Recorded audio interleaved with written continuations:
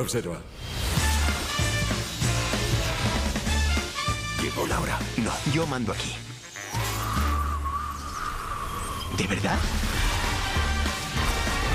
No hay un genio tan genial. Yeah, it's just great to be out here doing these things when you have a good movie. Yeah. You know, because I've been in front of most of you quite a few times with the less than spectacular films. And the first question is always, so, how are Jada and the kids? You know? The approach was to create an agrabah, which we believed was representative of a sort of a multicultural Middle Eastern part of the world. It was in part fantasy, but there was an organic tone that just seemed natural. And, you know, the cast reflects that. I think sometimes that great films, they represent something greater than themselves. And I'm not labeling our film in any which way, but I think we represent this movement that's beginning to happen in Hollywood, that ethnic, diverse groups can lead Hollywood films to the finish line.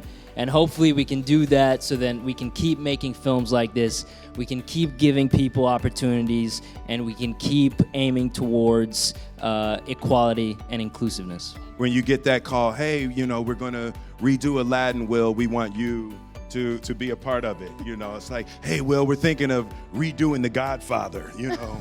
we're thinking of you for the Al Pacino role, you know, like, dude, you know, you don't want to go anywhere near those kinds of roles. What I wanted to do was find a way to create an homage to Robin and to the performance that, with the songs and everything, that people would still connect to, but then be able to add that new hip hop flavor.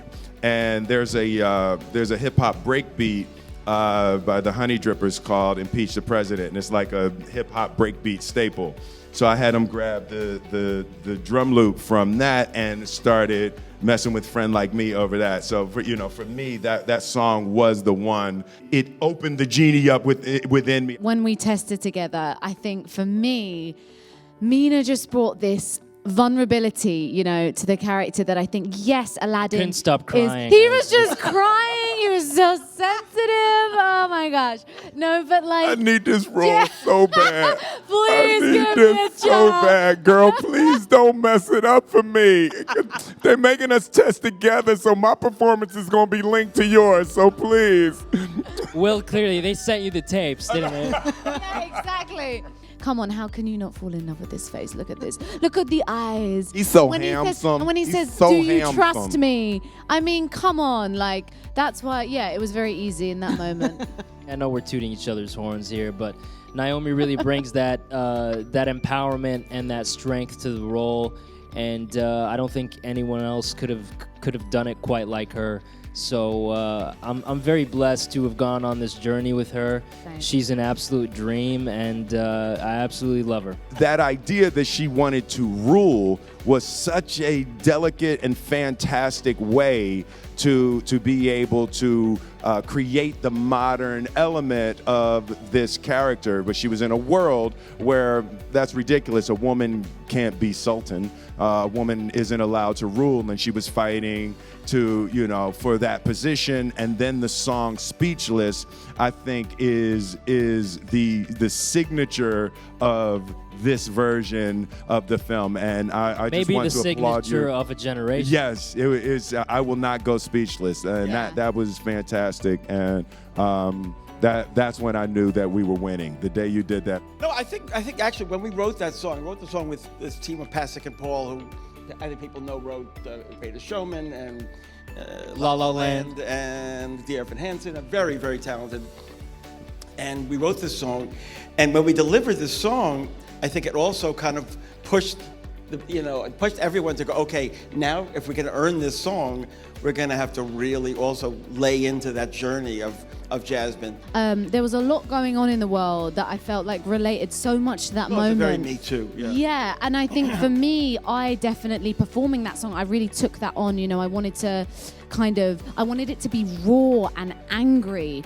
I didn't want it to be kind of this pretty performance.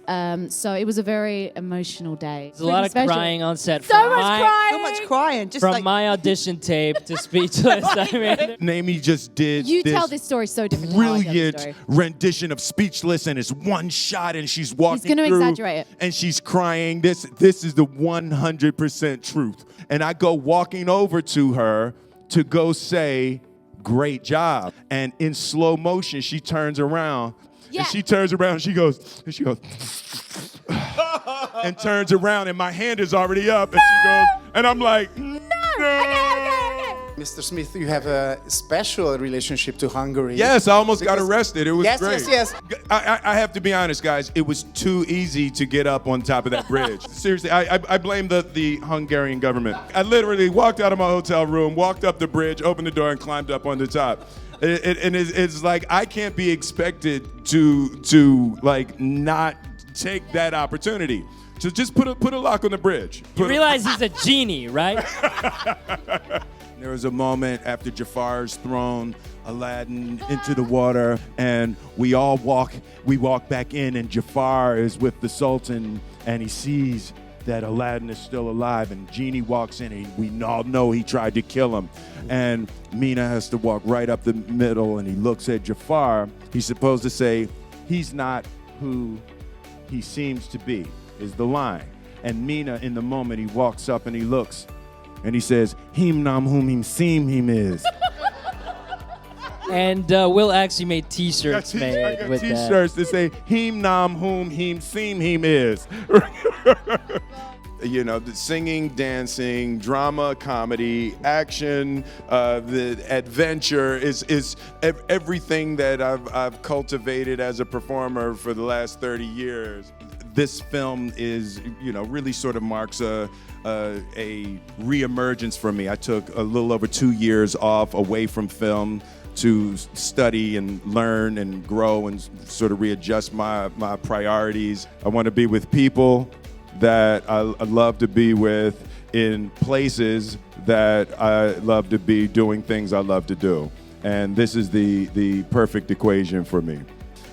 We're talking just yesterday. It's like I want them to see how beautiful a moment and an opportunity that this is in their lives and in their careers. So, every moment during the day I say, "Hey, stop, relax, take a minute, realize where you are, realize what you've done, and enjoy these moments. If you can't enjoy it now, you'll never be able to enjoy it." At the same time that Howard Ashman and I were creating Little Mermaid, we were creating Aladdin.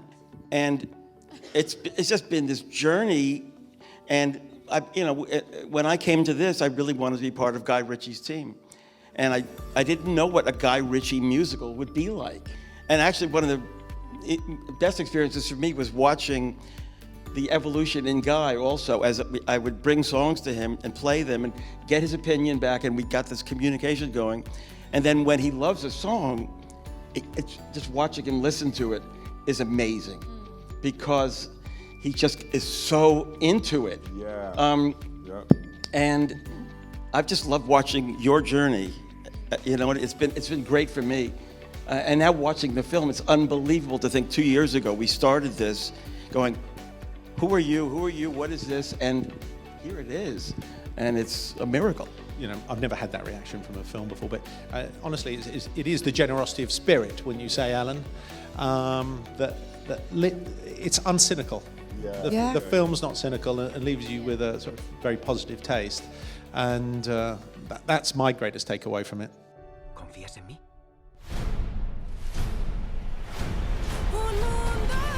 Mira bien lo que hay, conteniendo